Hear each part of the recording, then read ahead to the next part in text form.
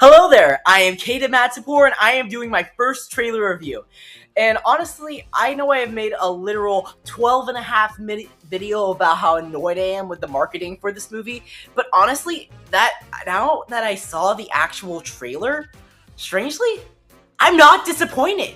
Like, could this be the greatest Spider-Man movie since Spider-Man 2? I think this might be the movie that will get the general audience's trust back. I have nothing left except Spider-Man.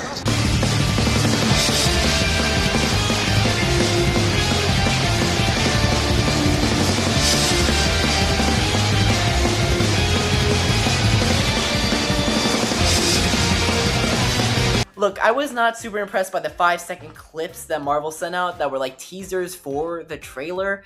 Like, honestly, all it did is make me feel like they somehow spoiled the trailer.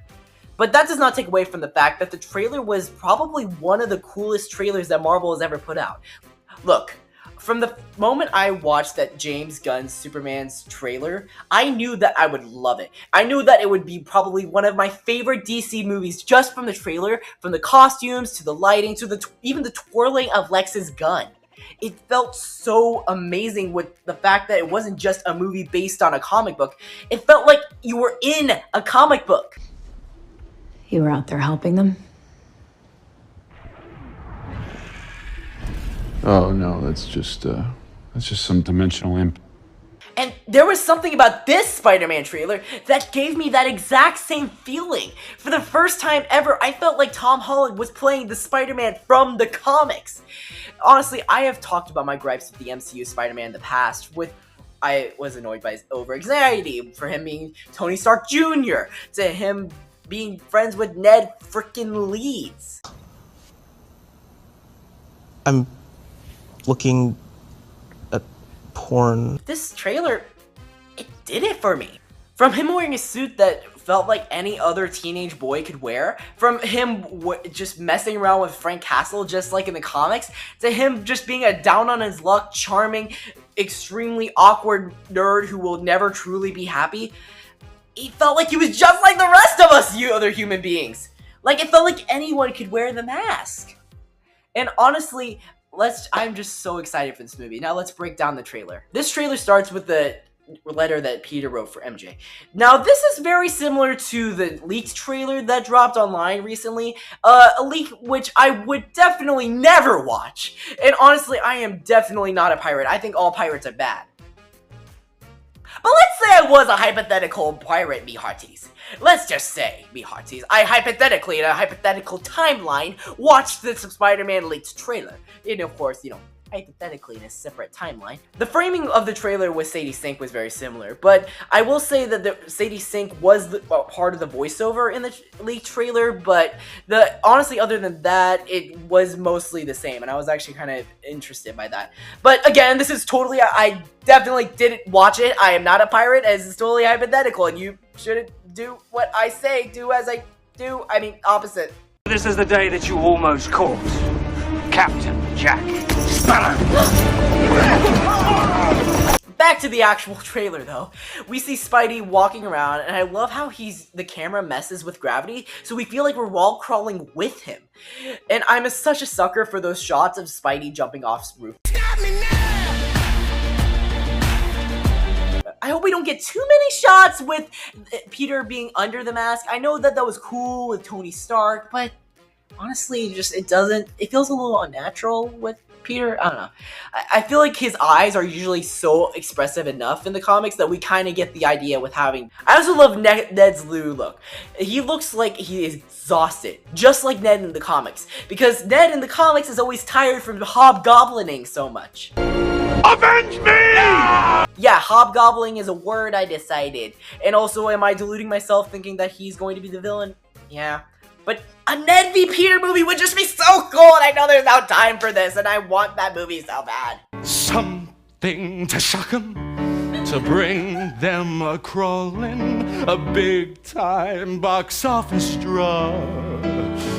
With the press and the glamour, we'll kill the reviews. Moving on to the key to the city scene. People are kind of confused and complaining that Mayor Fisk isn't the one awarding it to him because the continuity in Daredevil Born Again. Well, one, I think a lot of people are pointing out that the person giving it to him, I think it is Mr. Fisk's campaign manager, which is actually really interesting because number two, why would Mayor Fisk give a key to the city to the man in the spider mask? And number three, honestly, I don't think that the general audience of 12-year-olds will really understand why Mayor Fisk, the kingpin, is now mayor. So that probably wouldn't really correlate for them. And then number four, I'm sorry to say it, but I don't think that Mayor Fisk will be Mayor Fisk for all eternity. You know, I don't know. I think that this reboot of a Netflix show won't be how New York dies. It's kind of sad. Whoa, the world is at stake? It rarely isn't, sir. Jeez, whoa, I wonder if the world's gonna end. Maybe this time it will, you know? Maybe this is the time. Man, that's high stakes. I hope the world doesn't end. I hope it keeps going. This was all stuff I kind of expected. Like, what really got me into the trailer was the chaos happening in the streets. Seeing that as Spider-Man swings through the city, passing by tanks and other heroes. This is stuff that would only come from comics because we used to see, like, Spidey and Daredevil come to the same scene because they saw the same crime, which is kind of hard in movies because of different contracts. But this moment leaves no moment unheard. It was such a beautiful shot with colliding cars and explosions, and then just out of nowhere the freaking Punisher appears? Like, this feels like I'm playing with Legos again. Just like I predicted, Frank and Spidey's chemistry is kind of fire. The hell, Frank? You just hit me with a van! Granted, in the show that Frank comes from, he used to always protect the little kids, especially the little girls, but Spidey is a 20-year-old man at this point, so I guess I understand why he's more willing to just shoot him in the face. Put your whip in. People were worried, again, Punisher would be really clean for no reason. This is actually a complaint a lot of people have with Deadpool possibly being in the Doomsday because of him just suddenly becoming clean, even though that doesn't make sense in canon, which made me laugh out loud that this in-universe reason is just Spidey's always like, flip, you're clean now. PG-13ify, woo! Mother. Language. Another thing that stresses people out is the guy who's dating MJ. And is it just me or does he kind of sound like Jabba the Hutt? What would your name be, young man? Jabba the Hutt. Now, I've been reading Spider-Man comics forever, like as far back as I can remember. And I keep hearing that people say that this is a guy named Paul. And honestly, I haven't read anything with Paul in it. I'm not going to sit here and pretend like, oh, I know all about Paul, and I'm going to tell you all about how much Paul means to me. He's a-comin'. Who's a-comin'? Paul's a-comin'. Paul's a-comin'. The star of the show. But after actually researching who Paul is, I realized I don't think it's Paul. I don't. I'm sorry. I understand the reason behind it, but I think it makes more sense to have this be Eddie Brock. I think Eddie is actually secretly in this movie the whole time, and it was just totally under our noses. Like, we might see a slow arc where MJ starts to leave him to go back to Peter, as we see later in the trailer, and he starts to slowly become more angry at Peter Parker and become the one, and well-developed this time, Venom. I want you to kill Peter Parker. Before we continue, can I just say something? As much as the internet loves Zendaya and Tom's relationship, and I love Zendaya's Michelle Jones, please stop! We've gone through like countless movies about MJ and Peter. And don't get me wrong, Peter is a nerd. But he has a baker's dozen of girlfriends in the comics, and some of which are actually a lot more interesting than MJ. Like, it's crazy to me that we haven't had a live-action Felicia Hardy, who is honestly usually more well-beloved in the comic community. And honestly, Kingpin has gotten like way more whimsical in the comics lately. He like ripped off a door in Hawkeye. I could totally see him giving Felicia Hardy powers like he did in the comics. And No Way Home was the perfect send-off for Michelle Jones. I'm sorry. But I like Zendaya's character, don't get me wrong. And I loved that Michelle Jones is such a different idea than Kirsten Dunst. I feel like her character is part of the thing that I like that they did differently. But No Way Home was just such a perfect send-off, and it was so flawless. It made me feel something. I don't like that they're bringing her back. It feels cheap.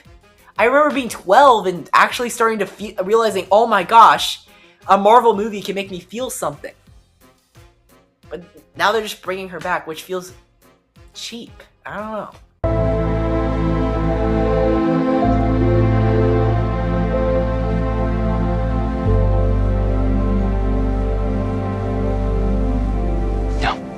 Now for the weird phase that Peter is going through. Like I said, Eddie Brock is probably going to be the annoying neighbor that is dating MJ.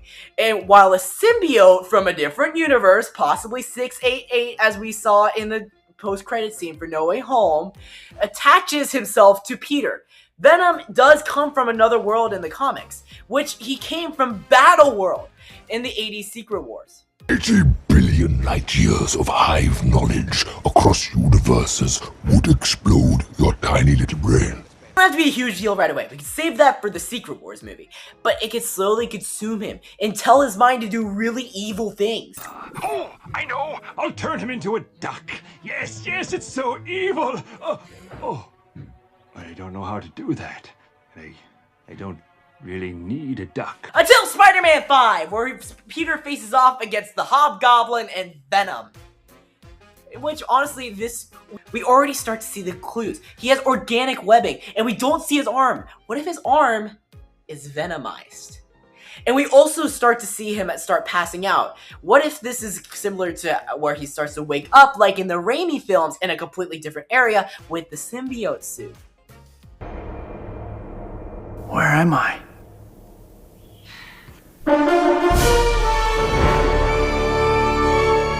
Then we see Peter Parker approach Bruce Banner, who obviously doesn't recognize him. However, the whole persona was buried away when Doctor Strange made this spell, and I could totally see him actually recognizing Peter because there is comic precedence for this. Anyways, Bruce helps Peter figure out his new abilities, and I could totally see him scanning Peter kind of like Mr. Fantastic did in the comics, and telling him, be careful with whatever attached to you. And I also love the grounded vibe of him starting to build momentum with his swings and visiting Aunt May. Again, totally giving off Raimi vibes in this movie. Fly! Up, up, and away, Web! Shazam! There's a voiceover of a person who I can't recognize. I'm sorry, I don't know who could this possibly be other than, let me know in the comments below, but I think this could just be like a podcast, or maybe it's the Jackal, just going off of context clues, but like, if we got the Jackal in, we have to add Gwen in, and that just also just brings in a lot of other things. Are you okay? And then, the mutants. Don't get me wrong, I love the X-Men. I made a 10-minute video explaining why they're a million times better than the Inhumans. But the movie is just packed. The mutants will have their time to shine in the next decade. And I don't want another Spider-Man movie about another hero. Like, Homecoming was about Iron Man. Far From Home was about Iron Man, and a little bit of S.H.I.E.L.D. involved. And then we had No Way Home, which was about Doctor Strange introducing Andrew and Tobey's Spider-Man. I kind of want, for once, Tom Holland to have his own movie. We could have the mutants for the next decade, like I said. I love them.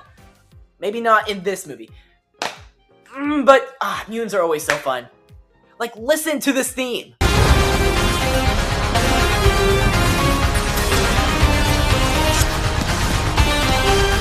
Speaking of a packed movie, Sadie Sink is here. People are convinced she's Jean Grey, but what clues do we really have about her outfit that screams Jean Grey? Jean has no business being here while Cyclops is getting in a movie in 6 months. But I could see her playing a more gender-swapped Rose, or maybe Dr. Stillwell. A gender-swapped Dr. Stillwell. For reference, Dr. Stillwell is the man who created the Scorpion. Who, honestly, the Scorpion looks so incredible in this trailer. I really want to talk about this. As much as I'm not a big fan as Tom Holland as Spider-Man, the villains always look amazing and they're always so well casted. I thought this was the anti-gravity gun. What? No, that's that one. I am pumped to see how these battles differ from your friendly neighborhood Spider-Man, which I also enjoy. Now for the shots that made me do the Leonardo DiCaprio pointing meme. Now, this was the comic recreations. We had the amazing fantasy number 15 recreation to the T, with the guy looking down and confused. And we also had the amazing Spider-Man 345 recreation, which included the iconic member of the Sinister Syndicate, Captain Boomerang! Wait, wrong universe. Just Boomerang! They definitely aren't doing a Sinister Syndicate movie, but wouldn't it be hilarious if they were in a Spider-Man movie before the Sinister Six, which the Sony has been trying to do for like almost a decade? Like, Spidey has always pointed out that the Sinister Six have never worked and can never defeat him because they're so egotistical. But the thing I always thought was interesting about the Sinister Syndicate is that they always work together. Like, for example, Rhino could be charging at him, and then Spidey deflects it before getting knocked down by Boomerang, and then Speed Demon pins him down into a bomb created by the Beetle. Wait, I'm getting off track. Hey, Hamlet, be more chill. My absolute favorite recreation is Spectacular Spider-Man Issue 1. This is actually super cool. We have the battle that's in the sky while the one cop is fainted, the other cop is shooting his gun. Like, they got that so perfectly. And I remember reading this comic. It's so ridiculous because the tarantula could have chosen spikes anywhere, and he chose his feet! Why would you choose your feet? It's so ridiculous. It's just comic-coded. And the MCU is treated so seriously, and I love that.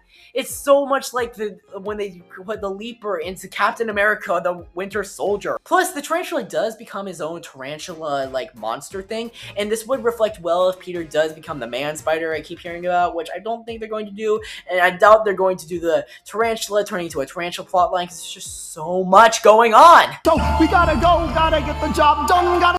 Then we see Spider-Man's root strength as he destroys a total sword of the hand, which is actually comic accurate. I don't think this has anything to do with his new changing powers. He actually, in the comics, is able to defeat the Fire Lord when he doesn't hold back, who is the literal herald of Galactus. What do you guys think? Is this trailer setting up a new Venom trilogy? Do you guys think that Ned could become the Hobgoblin? Or do I just sound absolutely crazy? I'm just a 16-year-old, not a producer, so maybe this is starting to sound a little too fanficky. I'm kind of a geek. Just think of me like you're telepathic. Like an X-Men? I can see this is going to be difficult. Let me know in the comments below, and please like and subscribe. I am noticing just about like 100 of you guys are watching my videos, and I really appreciate it, but I am a smaller channel. I will never ask for money. I would really love it if you guys would also subscribe. It really just encourages me to keep making these videos, and for those of you who are subscribed, I really appreciate it. You are the reason I keep creating these videos. Thanks for thanking of me. Anyways, this is Kaden Matinpour saying... You stay classy.